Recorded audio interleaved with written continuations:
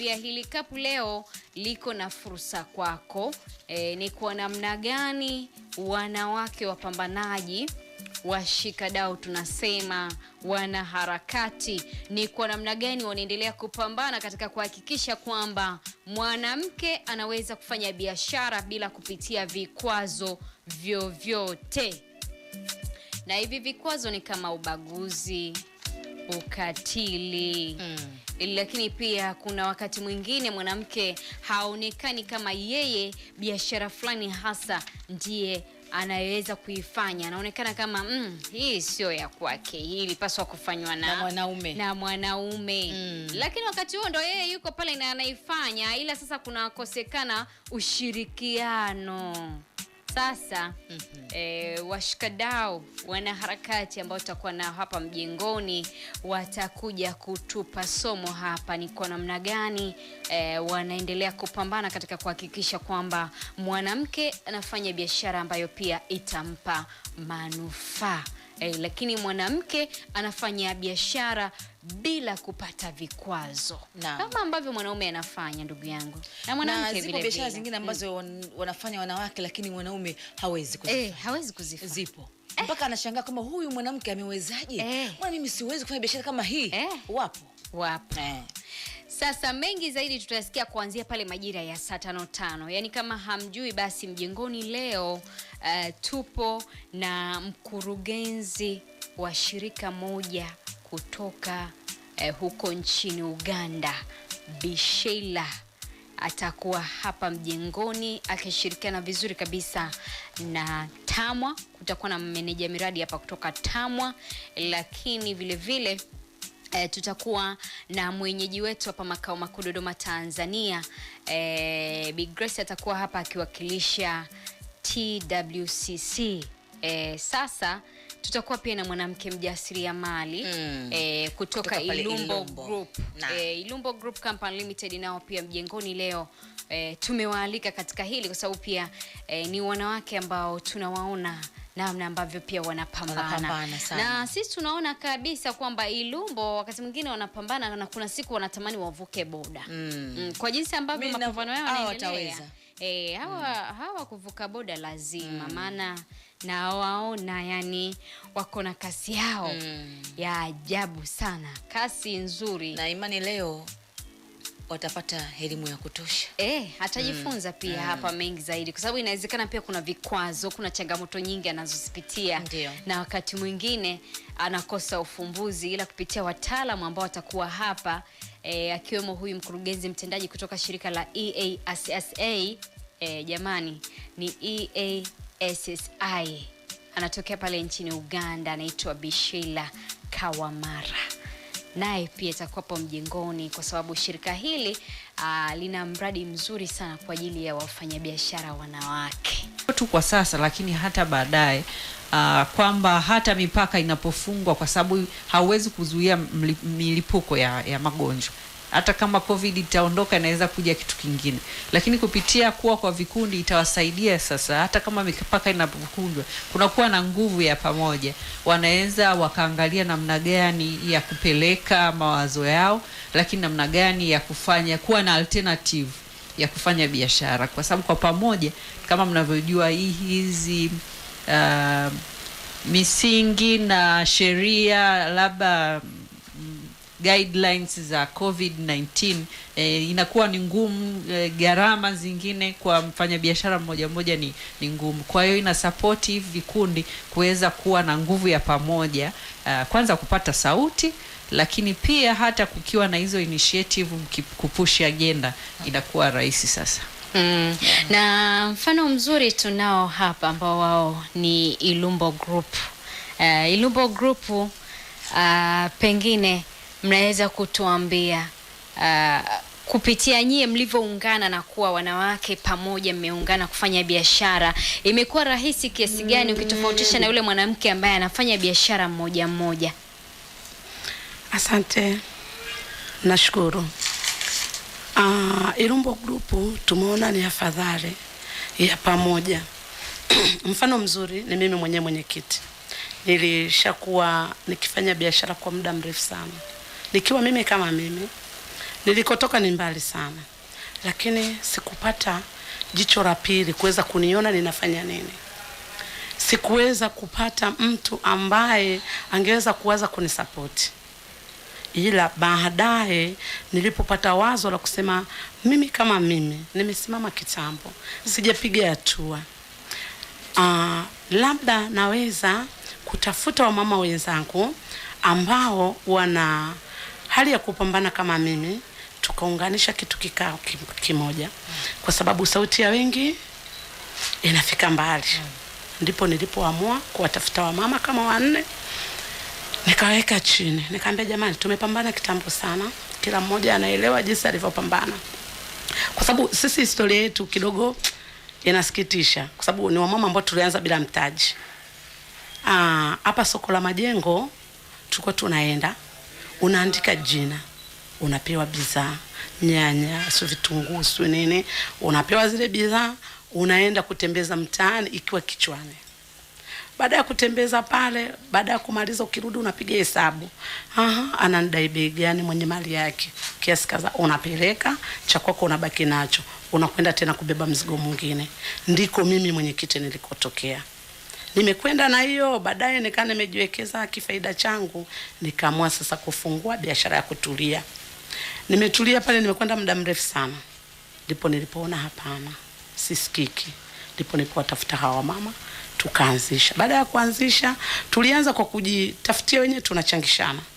Tunatafuta wenyewe, tunajichangishana. Ikaenda tukasema hii pesa mkononi tutagombana. Nikatoa wazo kwamba tukafungua account. Tukaenda kufungua account, tukajipangia kwamba kila tarehe 15 mama atoe kiasi gani, tarehe 30 mama atoe kiasi gani. Tufungua account yetu. Tunashukuru sauti yetu ikawa ya pamoja, hakuna mtu anayegoma. Baadaye tukaamua kufungua duka letu pale 77 la pamoja. Tulipofungua lile duka, tukasema hili duka tuweke tu binti, sisi tuendelee kupambana na mapambano yetu. Tukaendelea hivyo, lakini baada ya kufungua lile duka tulikaa kama mwaka mmoja tu, ndipo tulipoonekana afisa maendeleo wakati wa Majengo akanifuata, akaniambia mdogo wangu, wewe ni mpambanaji sana. Kwa kuwa ni mpambanaji sana, kuna hii fursa iliyojitokeza, hela za jiji wanazosaidia wanawake, vipi, una taarifa nazo? Nikamwambia hapana, sina ninachokijua. Imefika hapi? Nikamwambia tuna biashara ya pamoja, tunaweza kwenda kuiona? Nikasema hakuna shida. Wakatuchukua tukaenda kuona, kwa maana ni manispaa na ni afisa maendeleo. Walivyoenda kuona akasema mmepiga hatua, tunaongezeni mtaji wa milioni 10. Tukapewa mtaji wa milioni 10. Tukapambana na ule mtaji, tulipewa muda wa kurejesha mwaka mmoja. Tukapambana vizuri, tukarejesha ule mkopo mwaka mmoja ukaumeisha. Ulivyokuwa umeisha, hatukuwa na taarifa tena za kujua kwamba je, tukimaliza hapa tunaendelea. Tukakaa kimya, tukaendeleza na ile ya kwetu. Lakini ile milioni 10 hatukuweza kwenda kuboost pale dukani. Tulisema tupaache kama palivyo, ule mpango wetu uendelee vile vile. Tulichukua milioni 10 na kwenda kijijini. Kijijini kule tulinunua alizeti kwa mara ya kwanza, karanga, tukileta mjini kusubiri msimu imeadimika ile mali tunauza. Sasa ina maana tulipata mzunguko wa mwaka mmoja. Tukaona hapana, mzunguko ni kidogo. Kule kijijini tumeshakuwa wenyeji, tu kodi mashamba na si pia tulime. Ndipo tulipoanzisha kulima. Tumelima. Punde afisa maendeleo huyo akanipigia simu, mwenyekiti wa Irumbo wapi? Nikamwambia mimi nipo. Akaniambia mmeshajaza fomu? Nikamwambia ya nini? Sema kuna pesa nyingine mtakiwa mchukue, mbona mmemaliza muda mmekaa kimya? Nikamwambia tufahamu. Akaniambia njoo ofisini. Kaenda ofisini pale, akanipa fomu, akanielekeza, nikaita mama wenzangu, tukakaa, tukajaza ile fomu.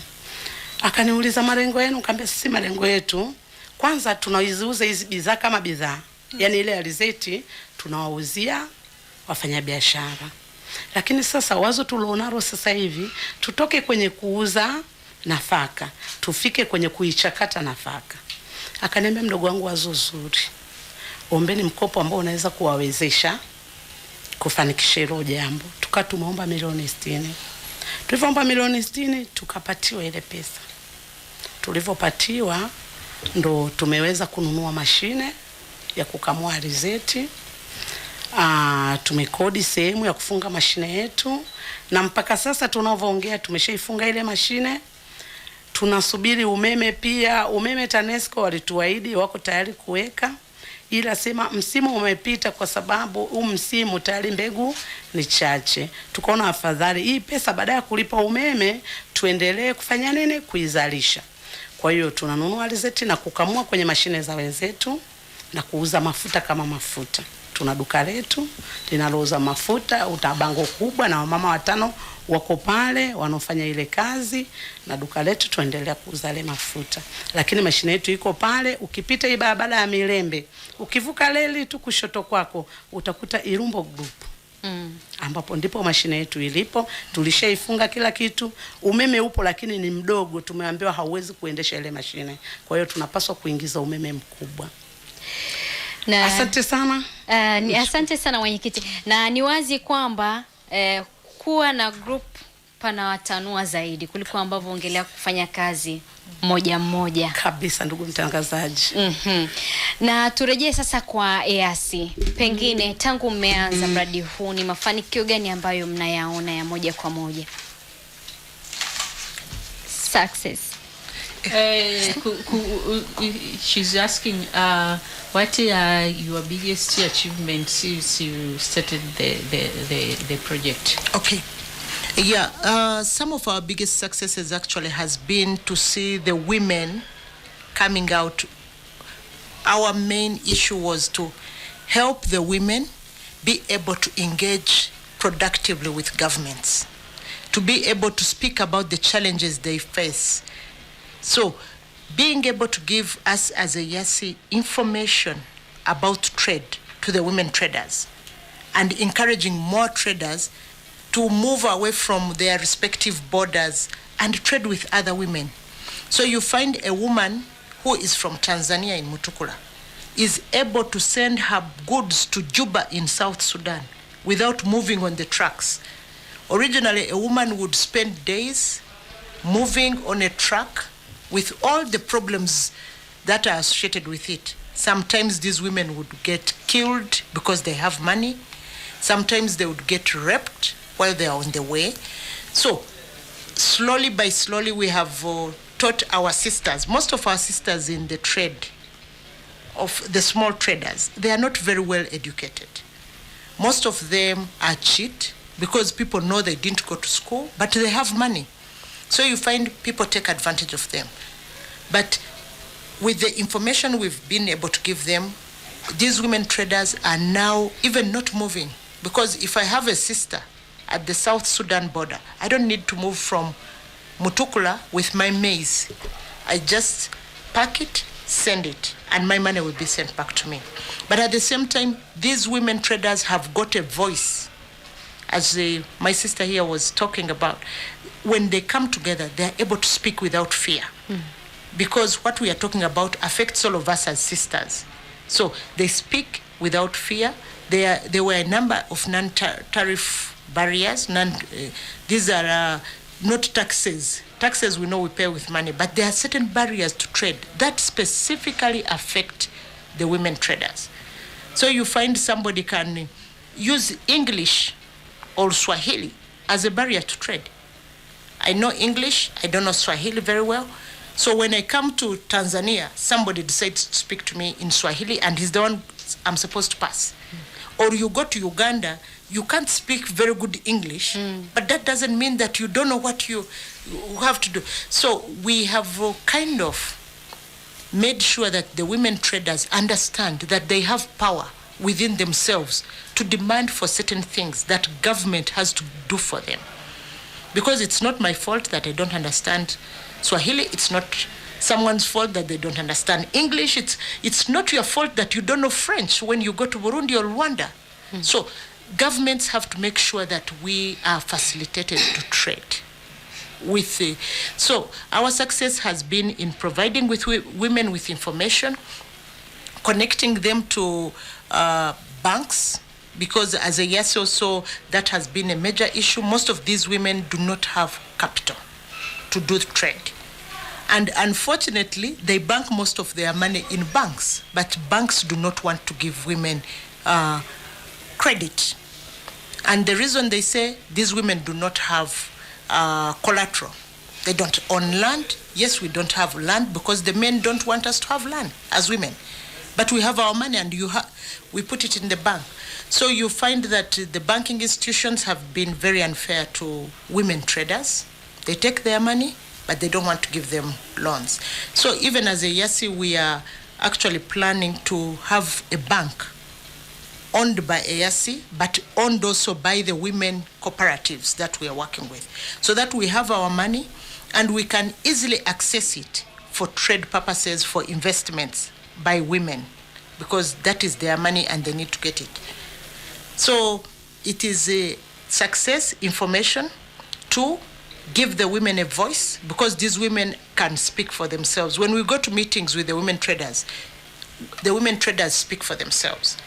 We open a door to a government office, put the women at the table, and they speak for themselves. So that is a really big credit.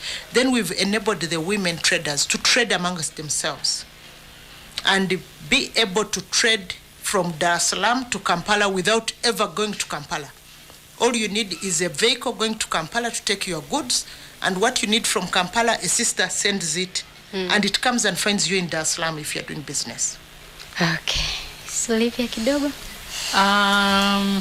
Mafanikio kwa ujumla ya YASI tangu wameanza kufanya huu mradi wa kuwawezesha wafanya biashara kwenye boda kufanya biashara yenye tija.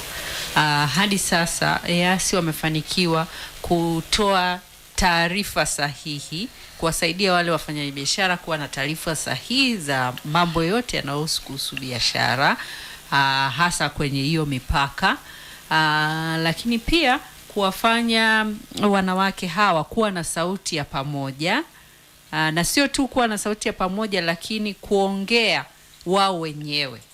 Wakiwekwa kwenye platform mbalimbali wanaweza kuongea wenyewe masuala yao wenyewe yanayohusu namna ya kufanya biashara, changamoto zao, na namna gani wanaweza kujisaidia wenyewe kwa wenyewe.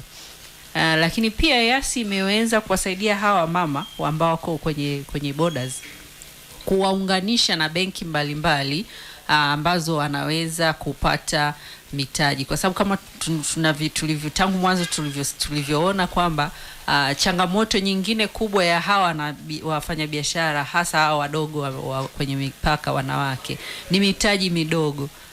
Lakini wengine kama tunavyojua kwamba kwanza hawana elimu za kutosha, lakini wameanza biashara vyao moja midogo. Lakini labda hapo niongezee, unajua kuna watu nawajua, unakuta mfanyabiashara ana miaka 5, 7, 8, mwanamke anauza maybe ndizi, lakini inauma, labda jamii au serikali ya mji huo inamuona. Na maana kama anaweza kusustain kwenye hiyo biashara kwa miaka 5, 8, ina maana huyo ni mtu ambaye anaweza kusaidika. Once tu akiwa na taarifa sahihi, awe na mtu wa kumshika mkono, maybe kumwezesha kujiunga na wengine, maybe ina maana huyu ni jasiri. Ni kwamba tu hajashikwa mkono, hana taarifa sahihi. Lakini nafikiri jicho la YASI au hizi initiative za network zinaona kwamba huyu akiunganishwa na benki anaweza kukuza mtaji na akafanya biashara. Lakini pia YASI tangu imeanza hizo initiative zake zimeweza kuwafanya sasa hawa wanawake sio tu lazima waangaike na haya na maloli kupeleka mabegi yao ya mahindi kwenye nchi nyingine ambazo wanaenda kufanya biashara. Wawe na information au na namna ambayo wanaweza kukaa. Kwa mfano mtu yuko Raba Arusha, hahitaji kwenda Mombasa, au mtu yuko Tanga hahitaji kwenda Mombasa, anaweza kupeleka bidhaa zake labda ya viungo na nini, yuko Tanga lakini akapeleka bidhaa. Ni kuwa tuna taarifa sahihi, gari gani anaweza kutuma kule, labda na rafiki ambaye naye ni mfanyabiashara akapokea ule mzigo. Hii inawasaidia sasa kama ambavyo mkurugenzi amesema, kuondoa zile changamoto ambazo zinaweza zikawakumba njiani kama wanawake. Ametolea mfano kama kubakwa, lakini pia kupoteza hela, kwa sababu hawa pia wasipokuwa na taarifa sahihi huwa wanakuwa na hela lakini hawajui namna gani labda ya kutunza hizo hela. Mara nyingi watu wasiokuwa na nia njema wana take advantage ya hiyo weakness ya wamama, kuhandle hela na nini, wanawarubuni. Lakini pia kama ambavyo nimesema kwamba wanafanya hizo biashara sasa rafiki, kwa sababu sio lazima uende sehemu fulani. Unaweza ukawa ametolea mfano kwamba mtu anaweza kuwa Arusha akafanya biashara South Sudan, akatoa tu mzigo na kutuma, akasubiri hela yake huku anaendelea pia na shughuli zingine. Kwa hiyo pia pamoja na hayo mafanikio yote, lakini bado Yasi inajaribu pia kuangalia namna gani inaweza kuwa hata na kupatikana kwa benki ambayo itakuwa inahudumia hawa wafanyabiashara wanaweka hela zao, lakini waweze kupata, kwa sababu changamoto nyingine pia kama wanawake hawajawezeshwa, hawana knowledge, hawana skills za kutosha, wanaweka benki, lakini ile benki inaweza ikateke advantage hizo hela zinanufaisha wafanyabiashara wakubwa. Lakini angalau kuwa na benki ambayo inaweza kusaidia kuwa ondi na wanawake wenyewe wakaweka hela zao, lakini pia waka access mikopo kwa urahisi. Nafikiri hiyo ni baadhi ya mipango mingi mizuri ambayo inakuja sinafanya pamoja na hayo mafanikio ambayo tumeyaona. Haya, mmeandaa mdahalo maalum hapa makao makuu ya nchi Dodoma na mtaufanya kesho siku ya Jumanne. Nini dhumuni hasa la mdahalo huo? What she's trying to say, the major objective of the coming national policy dialogue, which is going to happen tomorrow here at Dodoma, the biggest city of Tanzania. Okay. Yeah. The national dialogue, this is the Tanzania national dialogue. We have had already two. We've had one in Uganda, which was held in Kampala last year, and also another one was held in Nairobi in Kenya, and now this one is in Dodoma. The national dialogue is to further explain about the project Making Trade Work for Women in Eastern Africa, and also to enable us talk with the different stakeholders. So we have government, we have TRA, we have immigration, we have the Chamber of Commerce, we have our sisters in the Tanzania Media Women's Association, TAMWA, which is a member of AYASI. We have TGNP. We have even the media. So what we want is to help to talk about this project, what we have been able to do, what we have achieved in now. This is our second year of implementation. We shall be in the third year. And the purpose, it helps us to really bring out the issues of the women traders. So we shall have the women traders speaking for themselves. These are the problems we are finding in Tanzania. So the Ugandans spoke about their problems in Uganda, and the Kenyans, it was in Kenya. Now this one, it is Tanzanians speaking about their problems as women traders, because most of these borders are very far from where the policymakers sit. So you find parliamentarians sit in Dodoma, and this is where policy is done. And very few of them know what is going on at the borders. So now we come to them and say, these are our challenges as women. We want you to address them. Yes, we know this is your law you made, but it's not working for us. Because most times, women traders are not asked questions about, will this work or will this not work? I was a member of parliament in the East African community, the East African Legislative Assembly. But when we were discussing the customs union, we did not go out there to ask the women traders, how do you trade across the border? What are your challenges? What are your problems? Whenever we wanted to get information about trade in East Africa, we would get the big companies, those ones we talked to. So you find we are talking to sugar industry, we are talking to big traders transporting goods on the trailers. How are the borders going to be built? If you go to the borders now, they built very wonderful borders, but they don't want the women traders moving through the borders, because for the women traders at the borders, they move with their baskets and there's children on the back. That's how we have always done trade as women, but we never asked them any question. So you find a woman trader, when she decides, she doesn't know what you built that building for. She's moving with her baby and her cargo on her head, and you're telling her she's smuggling goods. She doesn't even know what you're speaking about. So now we come to talk to the policymakers and say, you're asking me to pay $50 for my basket of tomatoes, and yet even the basket is not $50. Right now they are asking people to pay for COVID tests.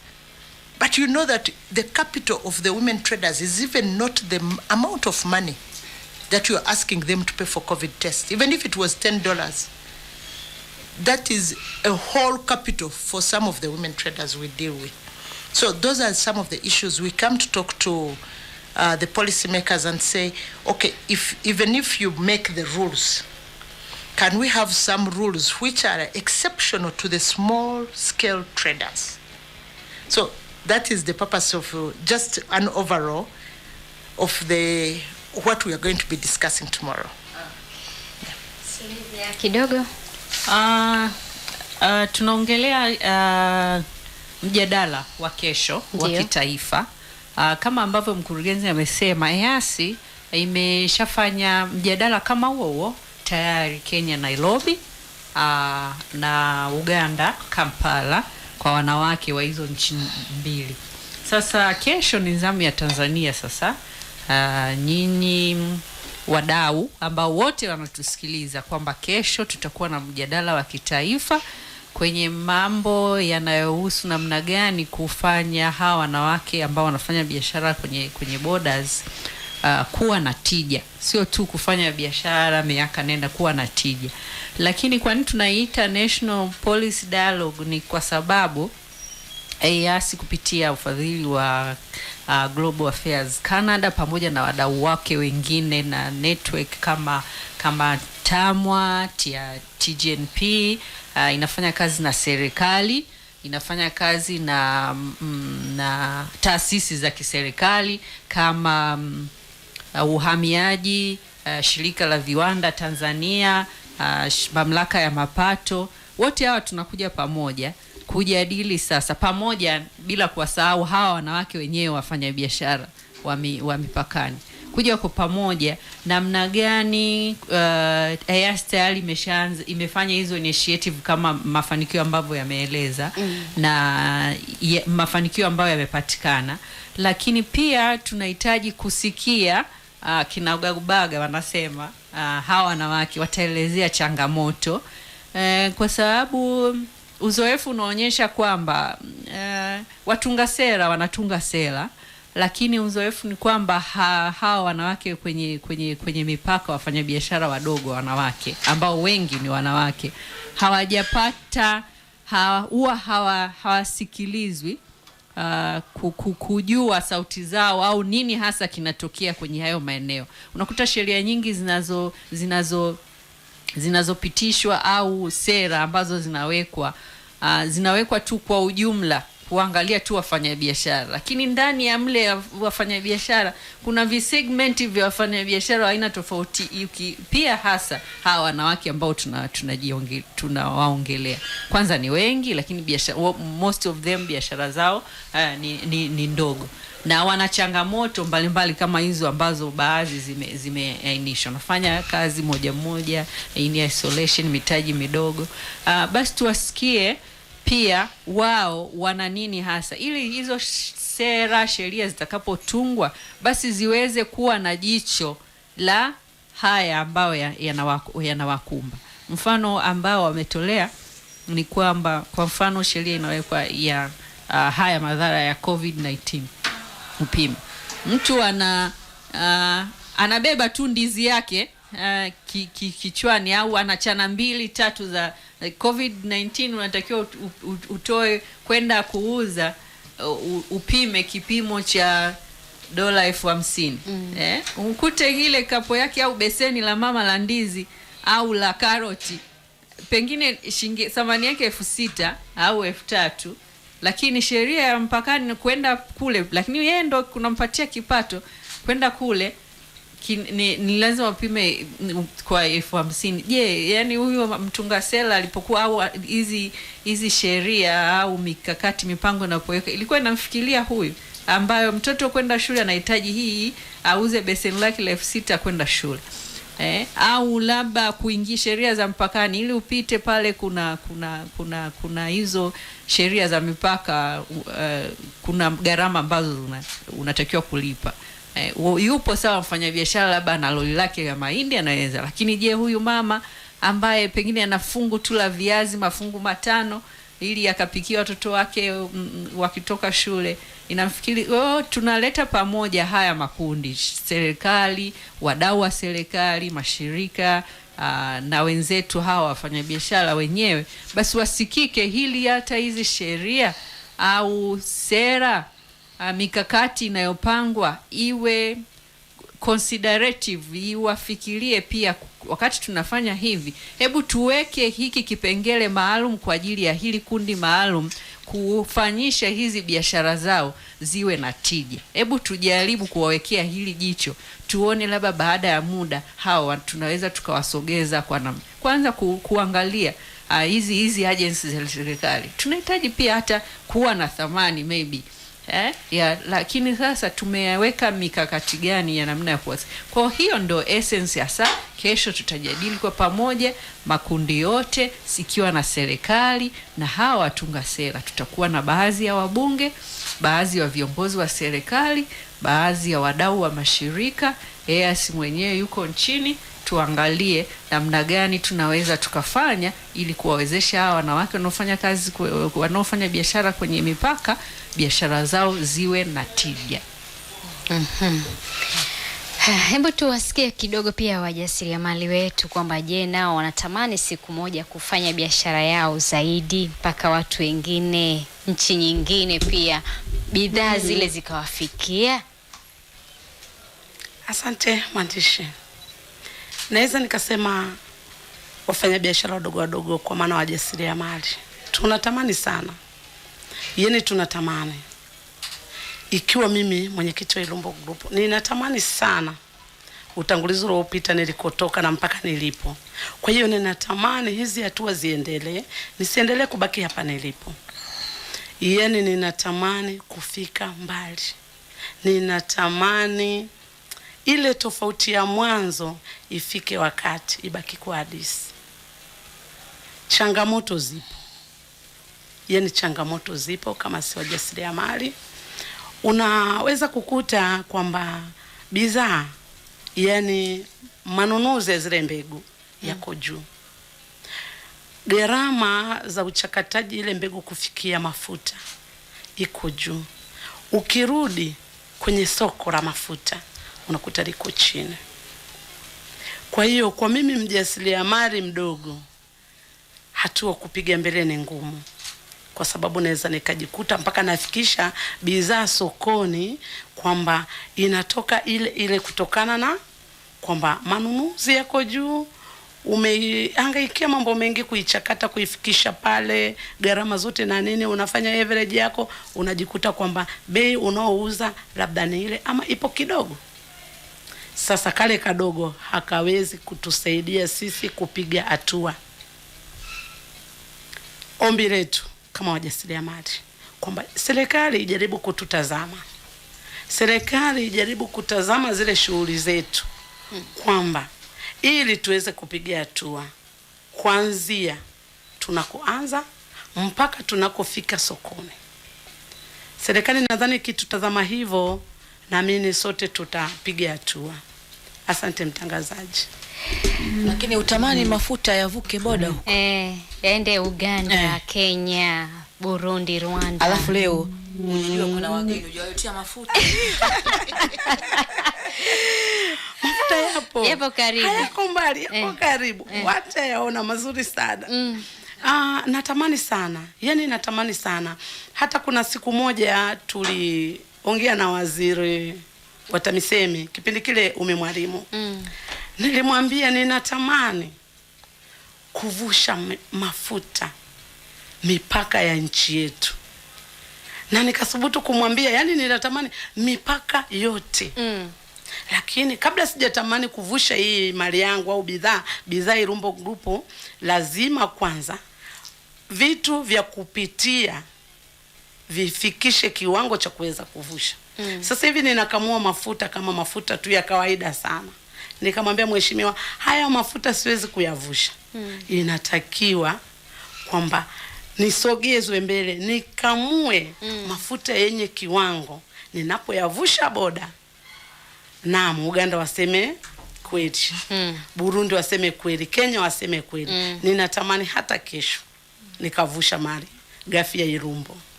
Asante mtangazaji. Labda turejee kwa TWCC, pengine kwa mjasiriamali kama Irumbo ambaye anatamani kweli avuke boda, anafanya nini? Au mnamsaidiaje kuhakikisha kwamba kweli anatimiza nia yake? Asante mtangazaji. Kwa TWCC kwa ni chama kinachowasimamia wanawake Tanzania nzima. Nakumbuka kwamba kiko Tanzania nzima. Kienda Dodoma tupo, Morogoro tupo, Dar es Salaam tupo, kienda Mwanza, Tanga, Arusha, kote tupo, Kigoma. Sasa kwa mjasiriamali kama huyu anahitaji kujiunga kwanza kwenye chama cha TWCC ambacho ukishajiunga then unapitishwa, utajifunza kwa nini uwe na leseni, lazima uwe na exposure, kuna mambo mengi utajifunza kwa wajasiriamali wengine. Pia unapata mafunzo mbalimbali ya kutoka TRA, tutakuweka na SIDO, tutakuunganisha na watu wa BRELA ili uweze kusajili biashara yako. Na wakati huo pia tuna mafunzo ya kuvuka mipaka. Tunapata mafunzo mengi kutoka na watu wa trademark East Africa ya TIMEA ambao wanafundisha wa mama wafanya biashara au wajasiriamali ambao wako mipakani nini kufanyike na taratibu gani na vitu kama hivyo. So ukija ukiangalia kwamba TWCC ndio mkombozi wako. So tunakutamani ujiunge, ujue taratibu, mafunzo ni mengi, tunakuwa na breakfast meeting za kila inategemea na maeneo, nafanya kila baada ya miezi 3 4, inategemea na mkoa unafanya. Na pia wanakuunganisha pia kwenye banks kuelewa mikopo aina gani, kwa sababu unaweza kwenda pale utakuta labda nani zao, yani zile interest ni ziko tofauti, so wanakuunganisha na banks kujua, so ujue kwamba utakopa wapi ama jinsi uenda through mikopo ya jiji, so kuna mambo mengi. Tunakaribisheni, mkaribie TWCC Dodoma, na tuna wanachama kuna zaidi ya 200 na tuko wilayani na wilaya zote za Dodoma. Karibu sana. Asante sana. Asante sana. Haya, tunaelekea ukingoni na nigeukie sasa kwa upande wa EAS wenyewe kwamba baada ya mazungumzo ya kesho, lazima mtu anapoandaa jambo anakuwa na matarajio. Nini mnatarajia baada ya mdahalo? What next after the dialogue? Of course, after the dialogue, once it's done, our women traders will go back to the borders to trade. That is where our interest is. But we hope that after this dialogue, the support that the government of Tanzania will give the women traders will be exceptional. In that the Tanzania Revenue Authority, which we are working with, it's a very good partner to EAC. We work with them at the different borders. They will now be able to be more receptive to the women traders. And also the women traders will know where to go once things are not happening. We are sure we will have more close partnership with our sisters in the Tanzania Women Chamber of Commerce, because now the women will actually know who to approach in Tanzania, because EAC is a regional organization, as I already said. But Tanzania Women Chamber of Commerce is based in Tanzania. The women traders should know that that is an easier point to run to and partner with them, because now the women traders at the different borders are already a cooperative registered under Tanzania Ministry of Trade. So the Ministry of Trade is already our partner. So we believe that together we can improve the conditions of women in Tanzania. We believe the Tanzanian government will be able to offer the women traders support to improve their businesses. We are proud that Tanzania is one of the countries in the East African community where they have a special fund to support women who are doing business. So we believe that women now can learn about these initiatives, because sometimes we've gone to countries where governments have very good programs, but the women do not know about these programs. And sometimes they have a time frame. They can say this program was there for 5 years, and the women didn't know about it, and it passed. But now we want government to be able to know there is a group, a cooperative group in Sirari.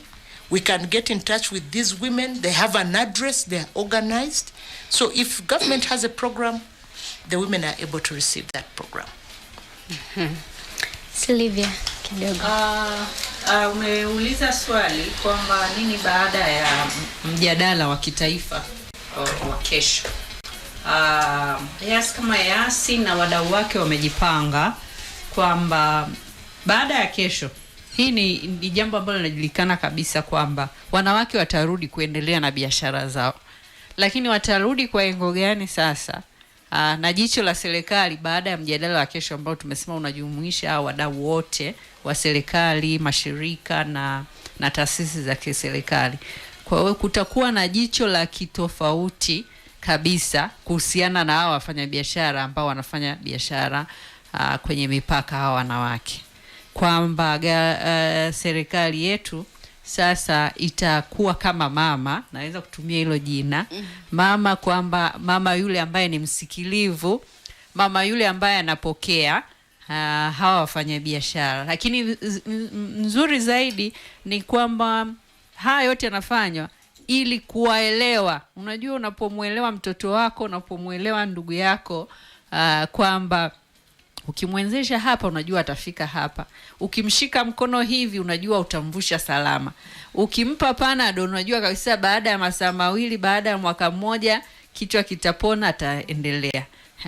Kwa hawa wanawake kupitia hiyo dialogue na taarifa ambayo itasambaa, kwa sababu unajua kabisa hawawezi kuwaleta wafanyabiashara wote, kutakuwa na taarifa sahihi kwamba wapi hawa wanawake wanaweza kukimbilia. Tupo na mdau hapa wa Tanzania Chamber of Commerce, kwa sababu kuna wanawake wengine hata wajui kama kuna Tanzania Chamber of Commerce. Kuna wanawake wengine hata wajui kwamba labda kuna dawati la kijinsia wanaponya shirika. Lakini pia hata hao immigration wenyewe wanao vitengo vya namna ya kuwasaidia hao ambao hawana taarifa sahihi. Kwa hiyo yote inapanua mjadala mpana. Lakini mwisho wa siku kuhakikisha kwamba wafanyabiashara wanafanya biashara zao vizuri, zenye tija, lakini kwa uhuru. Lakini pia wanafanya biashara watajua sasa wapi pa kwenda. wanapopata shida labda ya masuala ya lugha, wanajua wapi pa kwenda. Wanapopata shida ya unyanyasaji, vitendo vya ukatili na unyanyasaji wa kijinsia, wanajua kabisa kwenye hiyo mipaka yetu vipo, na uzuri serikali, wadau serikali watakuwepo, watasema kuna vituo vya polisi, vya immigration, lakini pia TRA nao watakuja, watajipambanua kwamba nao wana namna gani, pengine kuna namna ambavyo ni supportive kwa wafanyabiashara wadogo, watajua hawa wafanyabiashara. Lakini pia wafanyabiashara hawa wadogo wataweza kujua sasa namna gani wanaweza kumkamata kama hawajajiregister na Tanzania Women Chambers of Commerce, kwamba wajue kwamba huyu ni mdau mkubwa, kwa sababu kwanza yuko registered kisheria Tanzania, lakini yeye ana mkono mkubwa ndani ya Wizara ya Viwanda na Biashara, lakini ndani ya serikali, lakini ana uwezo kufanya kwenye mikoa yote. Kwa hiyo nafikiri hii ni fursa kwa nyinyi hata Ilumbo Group, mumkamate huyu mkono, muende pale, pengine hiyo nafasi au huu mkopo mnaopata, hata nguvu ya kwenda pale TANESCO na kusema hey, hawa mama wameshapata mashine kubwa, wanachohitaji ni kama wengine Wahindi wanafanikiwa ndani ya siku 2, kwa nini nyinyi ichukue muda mrefu? Kwa hiyo mkamateni, awasaidie. Hapo mtakapojiregister na kuungana, itakuwa rahisi nyinyi kupata, kwa sababu tunajua kwamba kuna baadhi kunaweza kuwa na urasimu usipokuwa na mtu wa kukushika mkono, lakini mara nyingine tu kutokuwa na taarifa sahihi. Lakini pia ijulikane kwamba baada ya mjadala huu kwamba huko mipakani, kama ambavyo wenzetu Yesu wamesema kwamba wao tayari wameunda, kwa mfano Sirari kuna chombo cha umoja, kuna cooperative kabisa ya wamama hawa ambao wanafanya biashara ipo. Kwa hiyo hata serikali, kwa sababu ni saa nyingine ni ngumu serikali kusaidia mmoja mmoja, inapofanya shughuli zake za namna, hata wizara husika wajue kwamba Sirari kuna kikundi kama huko mikoani, EAS wana support hivi vikundi, wanaweza kuangalia namna gani kuwapatia semina, lakini pia kuwapatia labda fursa mbalimbali na kuwashirikisha hata kwenye wanapotunga sera au miongozo ya namna gani wanaweza kufanya biashara hizi kwa kuleta manufaa. Nafikiri hilo ndo lengo hasa ya nini kitafuata baada ya. Lakini pia nafikiri hii sasa ni mwanzo wa mjadala. Jamani, hawa wanawake wako kwenye hiyo mipaka, wako kwanza wengi, lakini biashara zao nyingi ni ndogo, mitaji yao ni midogo, lakini itapanua wigo hata sisi vyombo vya habari, wao ukiwa mmoja wapo, kwa mnavopanga program zenu muangalie namna gani tunaweza kuwafikia. Kwa kweli hiyo ni kitu ambacho nimeona kwamba tuibue zile sauti zao. Hiyo itasaidia zaidi, watu wengi zaidi wawafikirie, lakini kuweka inclusive programs na mipango kwa ajili ya wanawake wa mipakani, ili biashara zao, yani tusiwe baada ya mwaka huu tunatumaini baada ya miaka 2 tunawakuta wanawake na kuelekea hii March 8. Nafikiri hii ni platform nzuri sana kwa wanawake. Hata nyinyi, hii ni platform tuangalie, sio tu tunasherekeaje, ili mwakani March 8 iwe tofauti, hasa kwa wanawake wafanyabiashara, ikiwa pamoja na wafanyabiashara hawa wako mikoani. Haya, tunahitimisha kabisa. EAS, kipi ambacho unawaambia wanawake wafanya biashara kwa kuhitimisha hapa? Dada Silvia, nisaidie. What are you going to say as a last word to these women doing business in borders and doing business, small women business traders in general? Yeah, I think for me, as maybe advice to our sisters doing trade across the borders, is that they should not see themselves as strong. The women traders have a lot of potential to actually grow into the big business people. But usually the women traders have been looking at themselves as small, and they've been looking at their education, they have been looking at they are being left out, and some of them actually have suffered violence. You find that they are beaten, the men run away with their money, they steal from them, they are left with children, most of them are single mothers, and those many challenges they face, they tend to believe that they are small. But what we are doing as a YASI is to build their confidence, to tell them we can grow together. If we hold our hands as sisters, we can grow into very, very big business women, because already we are the ones actually helping our countries to be what they are. We are the creators of stability, we are the mothers of the nations. So we need to be strong, hold each other, and make sure that we take over the business sector as women traders. And as a YASI, we are very proud of those women because we've seen what they have been able to do.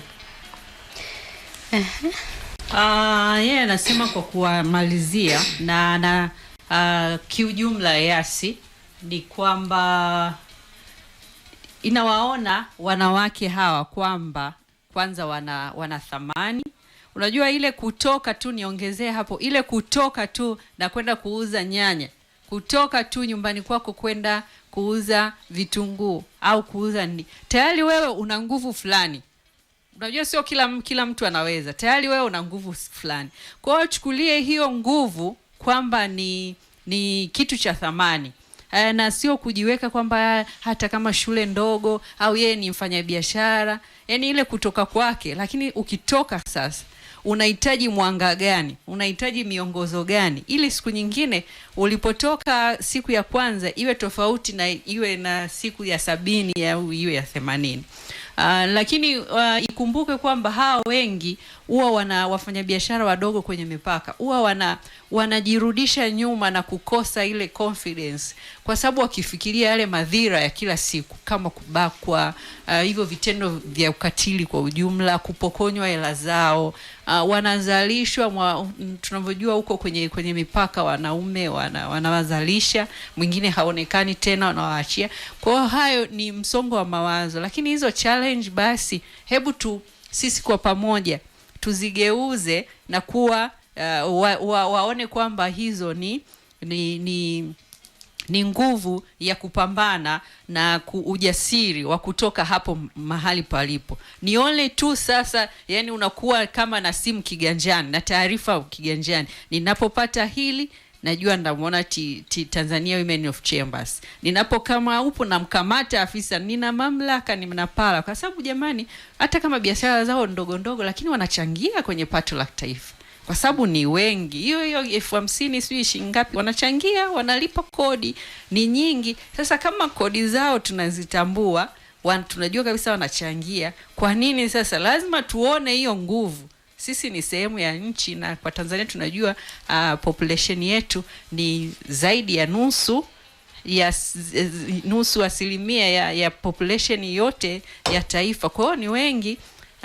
Sina idadi kamili hapa ya hawa wanawake kwenye mipaka yetu wako wangapi, lakini ninachojua kwamba ni wengi, hasa hao wafanya biashara.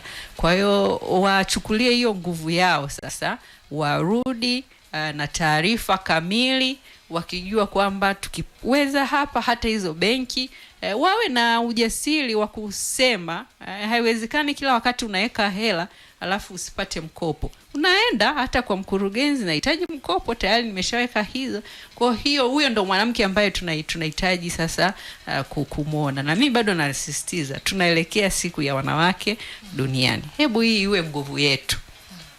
Tutoke, tuna nguvu, tutoke, tuna macho mengi, sio tu haya mawili. Tuna macho ya viwanda na biashara, tuna macho ya immigration, tuna macho ya TBS, hebu nyinyi pia Ilumbo Group mtoke hapo, sio tu kuona pale kwenda TANESCO. Hebu angalie nguvu nyingine ambayo mnaweza kuibeba kuanzia leo, ili mwaka kesho mimi naahidi kuwatafuta tena siku nyingine, lakini nitatamani na I'm ready kwamba kuanzia kama kuna namna ambayo tunaweza tukasupporti, naweza kuongea na watu wangu pale ofisini, hata kuwatangaza ili kuangalia namna gani ya kuboresha hizi biashara zenu. Umejifunza nini kutoka Ilumbo baada ya kushiriki mazungumzo haya na wadau wamezungumza? Nini ambacho umejifunza? Asante ndugu mtangazaji, nimejifunza mambo mengi sana. Nimejifunza kitu kikubwa sana. Nikitoka hapa nina imani imenijenga kiasi kwamba nimeamini kwamba nitapiga hatua. Kama mwana Ilumbo nimepata faida kubwa kutoka kwa mkurugenzi kutoka Uganda, kutoka TWCC. Ninashukuru sana kwa sababu napotoka hapa natoka na kitu kizima. Napotoka hapa nahisi kwamba Ilumbo tumeuona mwanga sasa. Ilumbo kama tulikuwa tunafikiria tofauti, nadhani tutafikiria zaidi. Tumeyapokea, tunahidi tutajiunga na kila kona ili tuweze kutoka hapa tulipo na kupiga hatua zaidi. Asante. Haya, asanteni sana kwa ushiriki wenu, asanteni kwa kipindi kizuri pia, na bila shaka tunaamini msikilizaji na mtazamaji wa Dodoma TV ameweza kuelimika na vitu vingi sana kupitia haya ambayo tumeyazungumza toka pale majira ya saa 5. Muda wetu si rafiki sana, lakini tunatamani sana TWCC useme lolote lile na wasikilizaji pamoja na watazamaji wetu. Asante mtangazaji.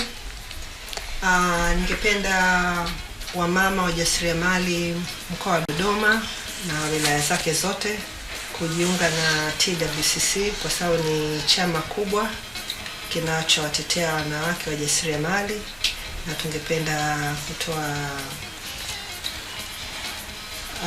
namba zetu ili watu watakapokuwa na hitaji msaada tupo. Namba yangu ni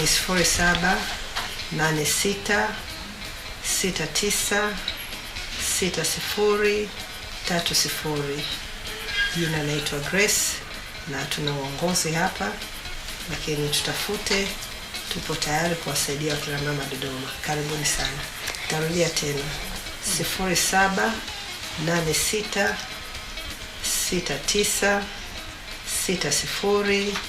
0786696030. Asanteni. Haya, asante sana.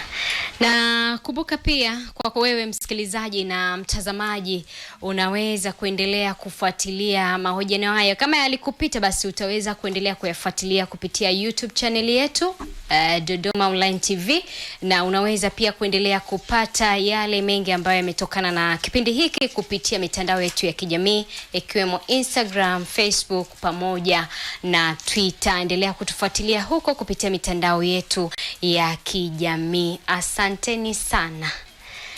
Thank you for coming. Thank you very much. Thank you. Haya, tunakwenda mapumziko mafupi, tutarejea baadaye kidogo msikilizaji.